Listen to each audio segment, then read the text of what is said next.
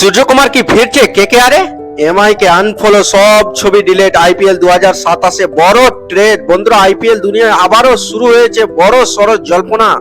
ভারতীয় টি-20 তারকা এবং মুম্বাই ইন্ডিয়ান্সের অন্যতম বড় ব্যাটার সূর্যকুমার যাদব হঠাৎ করে নিজের ইনস্টাগ্রাম থেকে মুম্বাই ইন্ডিয়ান্সের প্রায় সব ছবি সরিয়ে দিয়েছেন। শুধু তাই নয়, তিনি এমআই কে আনফলো করেছেন বলে একাধিক রিপোর্টের দাবি করা হয়েছে। পরে আবার ফলো করা হলেও জল্পনা থামেনি।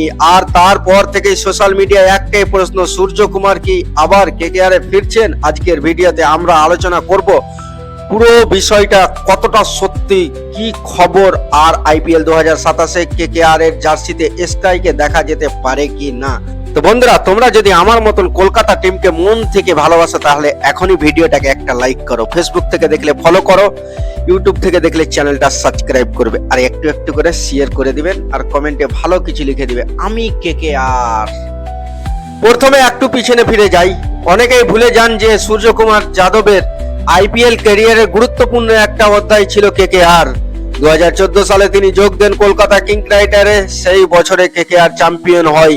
এরপর 2014 থেকে 2017 পর্যন্ত 4 বছর তিনি কেকেআর এর হয়ে খেলেন এবং দলের মিডল অর্ডারে অন্যতম গুরুত্বপূর্ণ সদস্য ছিলেন।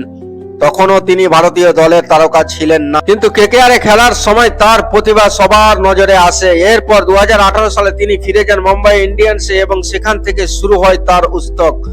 কিন্তু এখন হঠাৎ কেন এই জল্পনা?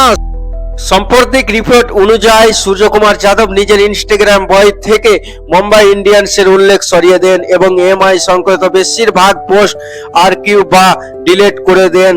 এতে ভক্তদের মধ্যে নানা প্রশ্ন তৈরি হয়েছে। অনেক ফ্যান বলছেন এমআই এর সঙ্গে কি কোনো সমস্যা হয়েছে, আবার কেউ বলছেন কেকেআর এ ফেরার পরিস্থিতি চলছে। রেডিট সহ বিভিন্ন সোশ্যাল মিডিয়া প্ল্যাটফর্মে এই নিয়ে জোর আলোচনা চলছে, যদিও এখন পর্যন্ত কোনো অফিসিয়ালি ঘোষণা আসেনি। এখন প্রশ্ন হচ্ছে, কেকেআর কি সত্যি সূর্যকুমারকে দলে নিতে চাইবে? আমার মতে অবশ্যই চাইবে, কারণ কেকেআর সমর্থকেরা একজন অভিজ্ঞতা ভারতীয় মিডল অর্ডার ব্যাটার খোঁজে যেন ম্যাচ ঘুরিয়ে দিতে পারে। আর সেই কাজটা সূর্যকুমার যাদবের চেয়ে ভালো খুব কম ক্রিকেটারই করতে পারেন। বিশেষ করে ইডেন গার্ডেন্সের মতো ব্যাটিং সহকার উইকেটে স্কাই হতে পারেন কেকেআর এর সবচেয়ে বড় অস্ত্র।